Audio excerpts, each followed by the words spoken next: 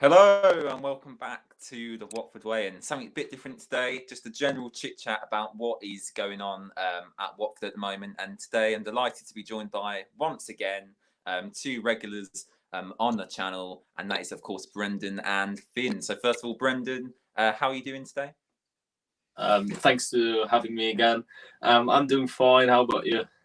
Yeah, not too bad, not too bad. Watford obviously won at the weekend, so that makes everything a lot better. Finn, what about you? How are you doing today, mate? I'm good, thank you. Good. So yeah, let's get straight into it. Obviously, Watford won 1-0 against Nottingham Forest. Finn, I will come to you first today. It was well, I wouldn't say it's a great performance, but it was a decent performance overall. What did you make of the actual performance? Because we did play quite an attacking lineup. You have to think of João Pedro, Zinkernagel, Sarr, Semmer, Gray. There's a lot of attacking players in there. What did you make of actually the starting lineup when it was released? I was baffled when it was released. I was like, is this a 4-1-5? Is it I don't know what formation it is. There was 4-2-3-1, there was 4-4-2, 4-2-4 that it could have been. I even thought 4-2-3 with Zinkernagel at CDM at some point. But no, it was João Pedro as centre mid, still the 4-3-3. I think in the end it worked. I'm as surprised as I probably have been. I know João Pedro has played in. I think he was a CDM at some point in his career, but he was decent. You could tell he was a striker in centre mid, but he played well. And I think in terms of the whole team, it was a good first half performance. I think everyone's knackered, to be honest. It'll be good to have the next week to sort of regenerate their batteries, And you look at the people like Stammer, like Sar, like Kiko, that they're just knackered. And I think that's shown in the past 3 or 4 games that it's been good first half, slow, quiet, pretty boring second half, I'll be honest. And I think I know we'll talk about it later, but I just want to touch on about I had loads of Man United fans in my DMs saying that James Garner is going to dominate the midfield, which didn't really happen, and it was only playing. No, it didn't happen, did it, Brendan? And what did you think about James Garner's return, Brendan? Because as Finn mentioned, it didn't really work out the way he wanted it to.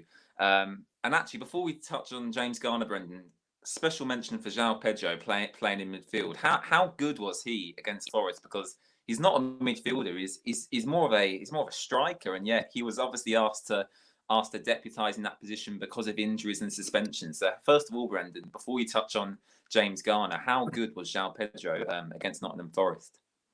I think it's always good to try players in other positions than they are used to. I think, in my opinion, I loved Pedro trying to get into the lines and try to give some good passes to other players, playing like a centre midfielder. So to attacking midfielder. That's the way I laughed. So he can, let's say, he can improve himself on playing in the midfield and playing on striker position. But I love him in the striker position, to be honest with you, because he's a player who know where to stay in front of goal. So I will have seen him. I think João Pedro actually has got better as the season's progressed. Yeah, so I want to see him as number 9. He can play as number 10 as well. But if you can use him in the midfield, just use him in the midfield like we did last time. And then we go to James Garner. Is that all right? Yeah, James Garner. What did you kind of make of his return? Because I said in my preview, I was kind of sitting there thinking, I was scared. I was like, James Garner, oh my God, he's going to come back to haunt us. And actually, he didn't have the impact that I thought he would have. And Brendan, he wasn't really that good. Along with Glenn Murray, they didn't really threaten us at any point, did they? No, we go live before the game and after the game. Before the game is set, he will be your man of the match. I think it's because of name, but we didn't talk about that. But what we're saying before the game, we worried about may they can score or may they make a good improvement on the game for Nottingham Forest. but they didn't. They look like freezed or something. They're not in the day. Yeah, I must be say, I expect more from Garner in that game. He wants to let see himself, but it doesn't works out for him. And I don't know No. if that comes at our midfield and defenders. They were quite good, so maybe that's something where we need to look on as well. Absolutely, and Finn, it didn't work out for James Garner, but one man it did work out for against Nottingham Forest was Adam Messina, and Finn, what a strike that was. It was a good strike. I think it going in was quite. It was down to Andre Gray booting a goalkeeper in the head, but it was a good strike, and I think he's deserved it, hasn't he, Adam Messina? It's his second goal for Watford. It's been a long time coming. It's just over a year since his first, and he's been his good. First goal was quite similar to that, actually. Yeah, it was like it was a volley against Everton, wasn't it? Yeah, that's right. Yeah. Yeah. I think he played well yesterday. Again, he looked knackered, but so did everyone. It was overall good performance. Topped it off with a goal, and he was in the EFL Team of the Week, wasn't he? It wasn't a Team of the Week, and good on him, because I thought that was, probably one of his best performances this season, if not in a Watford shirt, actually. And yeah, I was really chuffed for him. I've been a bit critical about Messina in recent weeks, but he did prove me wrong against Forest, and yeah, I'm absolutely delighted for him. Guys, I kind of want to take a lot of your comments in chat today as well. So if you have anything you want to ask us, whether it be me, Brendan, Finn, or all of us together, then feel free to leave your comments in chat, of course. Let's just read some of the comments you've left very, very quickly. Fireball sent a nervy second half. Yeah, especially towards the end, Finn. It was, it was getting a little bit nerve-wracking there, wasn't it? I wouldn't say the whole half was nervy. I think there was a period near the start, and the first 5-10 minutes of the half, where I was like, "We're going to concede. There's no way we're coming out of this game with a clean sheet." And we sort of. It's what I've been wanting to see all season. We grabbed the game by the scruff of the neck and we took it to them. It's what I've been wanting to see all season. And I think we did that really well until the last 10 minutes. What seems to happen every single game, and it is not good for my heart. Sorry. Rant over. No, I agree. It's not good for any of our hearts. And Brendan, I've got a question here from Will. You touched on it briefly just a minute ago, but would you keep João Pedro in the midfield for the next game if we have injuries or suspensions to people like Chalobah, Goslin? Do you think he did a good enough job to play against that Cardiff side, or was it just a one-off where he did put in a decent performance, but really we obviously want João Pedro further up the pitch, don't we? No, what I'm saying before, I just love Petro just up in front, scoring goals. But if there's emergency, of course, you need to start with him at the midfield. But I think we need him up front. So that's my opinion. Just coming back on Finn, he say we doesn't concede one goal, but we've got one, but it was offside, luckily. In that game. It was offside, luckily, and get a heart attack there as well. That was the only thing I can remember Glenn Murray doing all game. He got the assist for that offside goal. That was literally the only thing I can remember him or James Garner doing all game. Yeah. No, they weren't very good, and actually it was quite funny because at the end of the game, Glenn Murray was like hugging Messina, and it looked like Glenn Murray was celebrating the Watford win. So I was like, "Come on, Glenn, celebrating Watford winning. That's what we want to see." Rudy saying Messina did really well. Yeah, absolutely agree, Rudy. I think he was absolutely fantastic. Will saying Andre Gray should have scored. Actually, if you guys can remember, Kiko Femenir put in a really, really decent cross actually, and all he had to do was tap it into the back of the net, and he did that against Wigan. But he didn't do that against Forest, did he? Can I just say about that chance? On the face of it, it looks like a really easy chance. But then you look at it over and over, and you look at it in slow motion, you realise Andre Gray probably didn't see the ball until it was like that far away from his foot. So in his defence, I think it was a harder chance than it looked. And I don't think he deserves the abuse that he's getting yet again on Twitter and Instagram. No, he doesn't deserve the abuse, but I do think that a quick striker like Gray, that is a decent opportunity where you'd expect someone to put it away. But I completely understand where you're coming from, Finn. Thoughts on PZ7 and Joseph Hungbo's performance? Now, I'll come to you about Joseph Hungbo, Brendan, because yet again, second championship appearance, and what a guy! What a guy! Joseph Hungbo is. He's come up through the Watford Academy, and he's looked absolutely fantastic, hasn't he, Brendan? When he's come onto the pitch. Yeah, what a energy he brings into the team. He's looked happy. Looks quite delighted to play for Watford. Yeah, to be honest with you, we saying before in a stream, we need youth players. So that comment was great. But we need youth players in the team, and I think he's one of the youth players we can build on. He's looked confidence on the ball. That last action, going down the line, brings it into the box. Just stepped over by, who was it? I think it was one of the midfielders. Doesn't remember. Yeah, I think it was like Zinkernagel or someone like that. But again, yeah, Brendan, it was another example of him putting in. You know, that's 2 games now. He's only been on the pitch 10 minutes, and he put in two really decent crosses that yeah, you know could have resulted in goals, and that's really what you want from an impact sub. Finn, on the subject of Joseph Hungbo, first of all, do you agree with what Brendan said there? But how good is it to have finally a really talented youngster who's come through the Watford Academy, finally breaking through into that first team environment? Because we've not really seen that at Watford in recent times, have we? No, I agree with what Brennan's saying completely. I think he looks like a bright spark whenever he comes on. He looks dangerous. The defenders look scared of him. Like you mentioned that cross. I think it was to Sarr, which Sarr wouldn't missed about that much. Oh yeah, it was Sarr. Yeah. He put that ball in, and you look at the dribbling before it. The defender's backing off him. How old is he? 19. I think it might be 20. Actually, I think he might be 20. He's 20 years old, and he's got experienced championship defenders backing off him in his second ever appearance. I think that says it all, really. And to do with the fact that it's what we've wanted to see for a while. It's what we've been promised. At the start of the season, we were promised young, youthful players who are hungry to play for the club, being brought through into the first team. And I think that's finally. Well, we seem to come back to that point every stream, don't we, Finn? Whenever we're talking, you always seem to bring up the fact that you know we were promised young players to come through, and we've not seen it yet, really, had we? No, and I think the only other person that I'd say that's really shown that is Tom Delibashir, and then he picked up an ACL injury.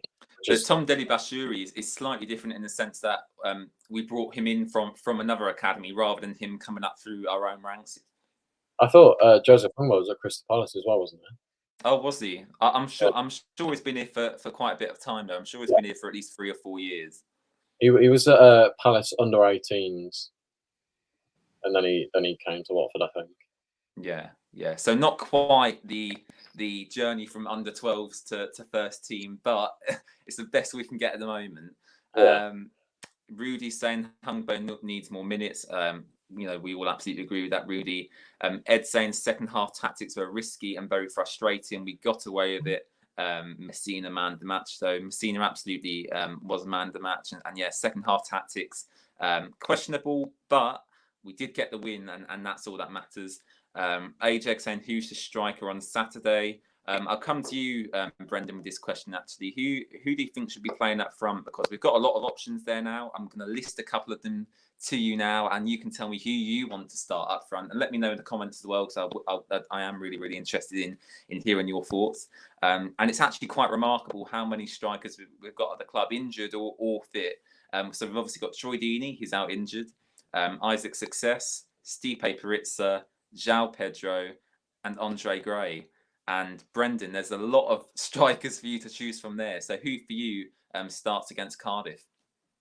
I think I would start with Andre Gray up front and João Pedro, and as number 10, if you imagine that starting lineup, if that's possible, of course, with the other players who you putting in. But if I need to choose one, I will start with João Pedro, scoring a lot, of course, this season, looking confident, fast player. I will start with him, definitely. Yeah, I mean that's quite interesting. Quite maybe a controversial choice considering how he performed against Nottingham Forest. But you have to remember he did only recently score them 2 goals. And yeah, I think Sema needs a break. So maybe Brendan, you could play Pedro where Sema plays and still fit Andre Gray up front potentially. Maybe that's something you could also look at. Let's have a look at some more of your comments. Fireball saying Pedro for him. Jesus is saying Lionel, Andre Gray, Messi in striker. Absolutely. Lionel, Andre Gray, Messi, Ronaldo, Pirlo, Ronaldinho. All of them names. Andre Gray, what a guy. Ajeg saying he would play Success over Sema. I think it's an interesting one, Ajeg. I think that Success, he needs some game time, doesn't he? He's only just come back from injury, so you wouldn't start him straight away. It's quite a serious injury. But yeah, I think Success definitely needs to get some more minutes. And yeah, I mean, if he can help us out in the run-ins, scoring a couple of goals, I can't see why that's not a good thing. So yeah, let me know your thoughts on that in the comments. Finn, before we went live, you told me about Tom Deli-Bashuri and the interview he did on the Watford website. He was talking about how he might not even be back for the end of this season, and it's kind of looking that way now. I'm not expecting Tom Deli-Bashuri to play a role at all this season. He is aiming to be back at the start of next season. Finn, is he another one of these young players, a bit like Joseph Hungbo, a bit like João Pedro, who has a lot of potential, but it's just not quite been unleashed yet in a Watford shirt? Yeah, I think he looked good this season until he got his injury, and I think you look at other players that have got.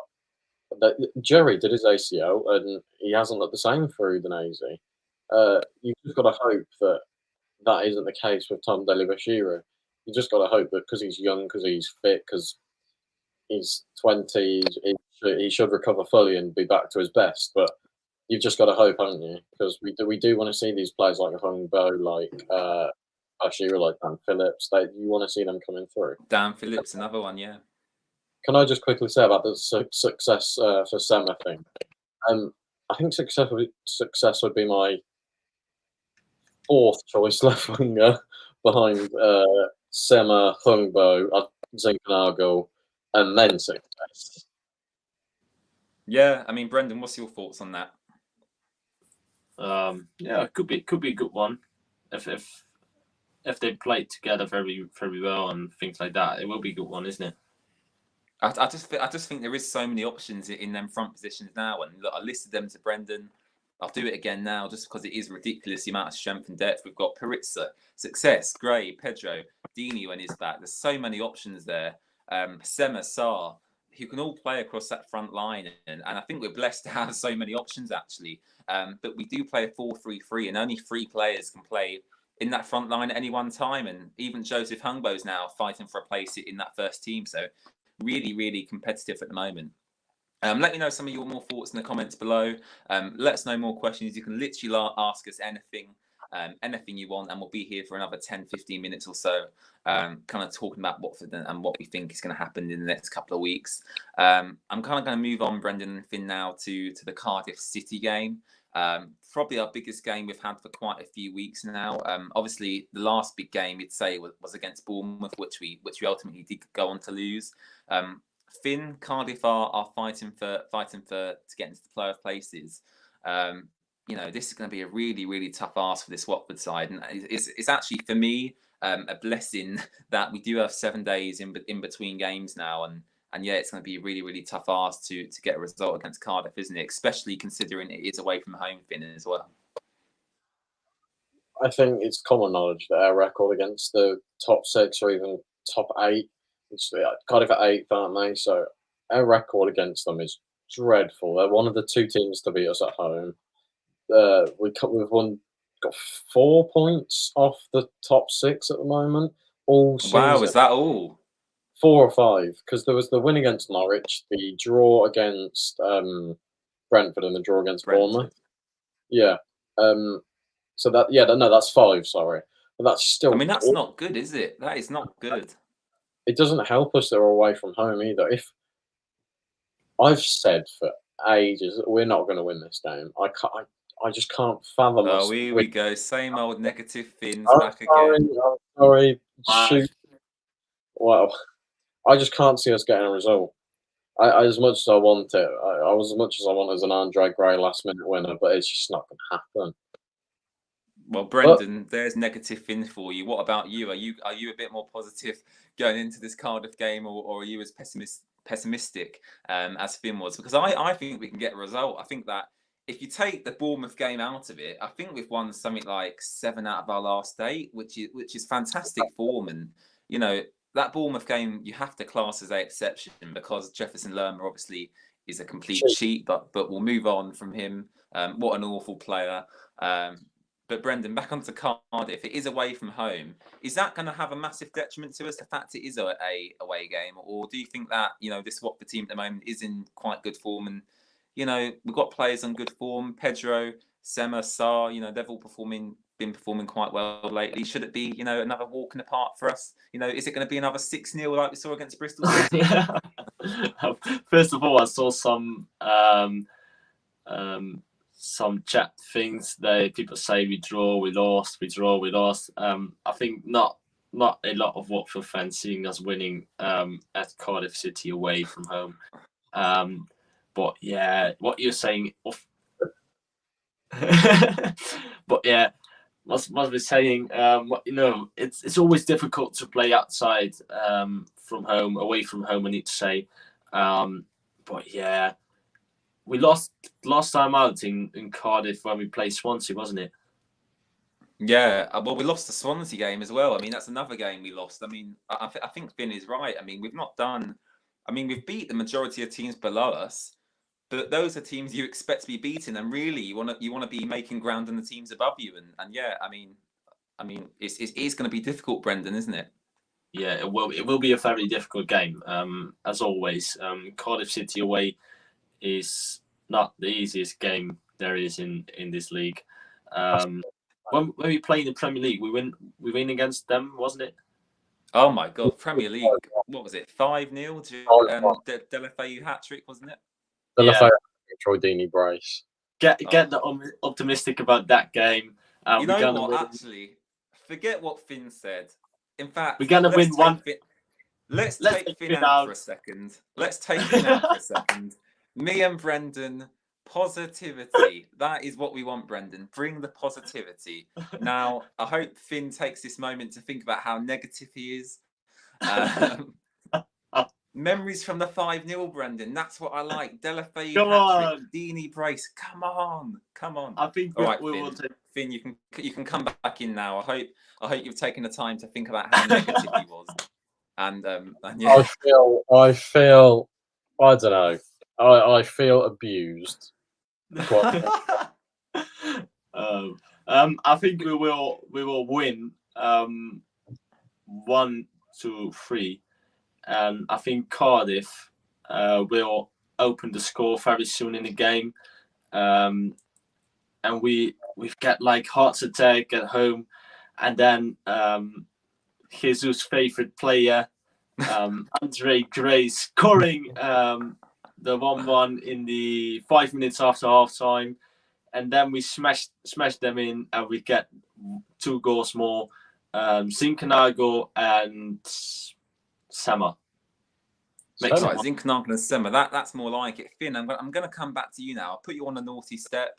You know, you've had a minute to think about your disgraceful actions. Are you going to revise your score prediction to be more positive now? Are you going to go for a comfortable Watford win?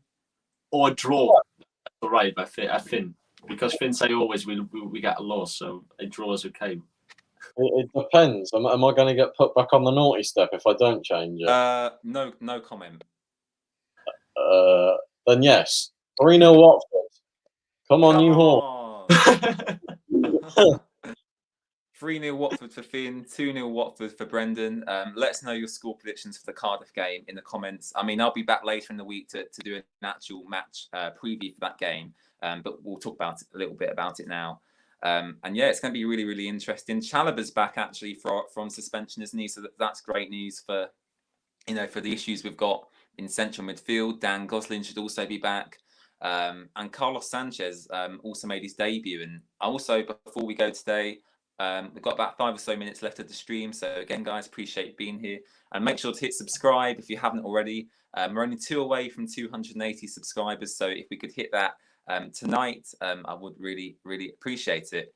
Brendan, Carlos Sanchez, what did you make of his first Watford appearance? Did you think he looked all right? To be honest with you, he's looks fit enough to play 10 minutes or 5 minutes. But he stays a player for substitution, coming on in the last 5 or 10 minutes to keep the ball in the midfield. But not more than that. Nil goes to 6. Wow. But to go further on Sanchez, I think he's a player to bring in when you are up in front. You need to keep the ball. You need some fighting spirit in that midfield, but not a player to start with yet, or to bring in after 60 minutes, something like that. So just I joke about it, but it is kind of true, and I say he is a retirement home player, and what I mean by that is, we're probably his last club.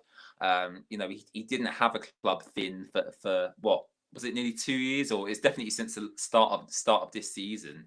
I don't know why our current transfer policy is Ashraf Lazard, Dan Gosling, Carlos Sanchez. I'm not quite sure what direction the club is going in terms of player recruitment. But Finn, Brendan was quite positive about Carlos Sanchez there, only saying he could kind of make 5 or 10 minute cameos. But, is that what we need him for? Is that all we really need him for, to come off the bench? His nickname is La Roca, which means strong man in Colombian. Is that kind of what Carlos Sanchez has been brought in to do to solidify us towards the end of games? I'm going to surprise everyone that's watching this right now. I actually quite like Carlos Sanchez. I think he played quite well. Do you want to be removed from the stream again, Finn? I hate Carlos Sanchez. No, I'm joking. Carry on. No, I actually thought he played quite well against Forest, and I wouldn't like to see him play a full 90. But if, say, Gosling, for example, isn't fit against Cardiff, yeah. If Gosling isn't fit, I want to see Joe Pedro up front, and I want to see Carlos Sanchez in the midfield again. Only for 45 minutes or so, then we'll bring him off. Cardiff are, Finn, they are in fantastic form at the moment. Cardiff, they're 8th in the Championship. They want to get into that top 6. I mean, is that really the right game to throw someone in who's not played a full competitive match for over a year now? Probably not. No, I didn't think about that. Probably no, I don't. Not, but you'd still do it anyway. No. What other option have we got? To be honest, I mean, a centre back. Chalobah back. We got Chalobah back. Dan Gosling might be back. I forgot about Chalobah. I forgot about Chalobah. Oh yeah, I'll put Chalobah in there then. Yeah. Well. Oh, my bad. No, Carlos Sanchez is rubbish. No, Finn. I'm sure he's all right. No, I would say the consensus is he's a decent guy to bring on for 5 or 10 minutes towards the end of games, but he's not really who we want to be starting. What I'm trying to say is he's a guy you bring on 10 minutes here, 5 minutes there. Would you guys agree with that, Finn, Brendan? Yeah. Sure. Yeah, I think so. Let's take a look at some more of your comments. Ollie going with a 6-0 to Watford. I mean, Ollie, I'll have to get you on these streams soon, mate, and actually you can replace Finn, because Ollie is positive, Finn is negative. Rudy, I'll get you on as well, mate. You can come on. 1-0 to Watford. Fantastic. You know what? Everyone can come on. You're all welcome to come on the Watford way, because you're also positive. Jesus is here. Jesus is here with his starting 11. So quickly go through that. Batman, Kiko, Siriota, Ekong, Messina, Chalobah, Hughes, Zinkernagel. I like that midfield actually, and he's gone for Joseph Hungbo to start, which is quite a big shout for the Cardiff game. Rory, hope Hungbo gets a start. Ollie, Cardiff are insane at set pieces, and we are awful at defending them. Well, thanks for letting us know, Ollie. You've really dampened the mood now. Ruined I'm joking, Ollie. You're a good guy. You're a good guy. Ben Coleman, welcome to the stream, Ben. Good to see you here again. Batman doesn't come for corners, so they'll have a field day. Well, they could actually. That is true. And Finn Backman. In fact, Brendan, I'll come to you on this. Actually, Backman isn't really commanding in his own box, is he? He's not really. You see Ben Foster come flying out, to catch the balls. We've seen Heredia Gomez do that in the past. Dan Backman's not that kind of keeper, is he? He's a bit more reserved. I think Backman is more a line keeper, not coming out of a score. His confidence on his line. He can react very fast. If a ball come from only 6 meters, it's lovely to see his reaction time. He's a keeper playing like a cat. Lots of people will say he's that aggressive on his line, but to the ball, to go 1v1 or to get a high ball into the box, attacking the ball. He doesn't like to do that. He's replying on his defenders to get the ball away. That's quite good. You know what, Brendan? I think he's a lot better than Ben Foster with his feet distributing the ball, though. Yeah, he's the best. He's a better footballer. He can open a ball on the left or the right wing. He's very fast, so that's lovely. I think I don't know if you see Henderson yesterday give that ball to Luke Shaw. Oh yeah, the throw when he threw it out. Yeah, I think Bachmann can do some same things. Very quick on his foot, very quick to give the ball to one of the wingers. So that's quite okay. But maybe he will learn some picking up balls from corners and things like that, coming out of the score more and more.